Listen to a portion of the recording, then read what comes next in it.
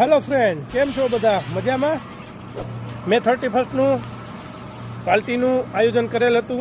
એ party બહુ સરસ રહી. આપ ખુદ જોઈ શકો છો પાર્ટી કેવી રહી. हैप्पी न्यू ईयर दोस्तों। आज इस होली के पावन अवसर पे आप सब दीप जलाइए। और आज ही के दिन मोदी जी ने शेख हसीना को बचा के रावण का वध किया था। और इस बाल दिवस पे आप लोग शिक्षक दिवस मनाकर अपने देश में एक झंडा लहराइए और विदेश घूमने जाइए और अपने देश को आजाद कराइए। और सबसे जरूरी बात, नशा से दूर रहिए, पानी बचाइए और पेड़ लगाकर उखाड़ दीजिए। दोस्तों, आप सबको हैप्पी बर्थडे और जयंती की बहुत बहुत शुभकामनाएं। जय हो।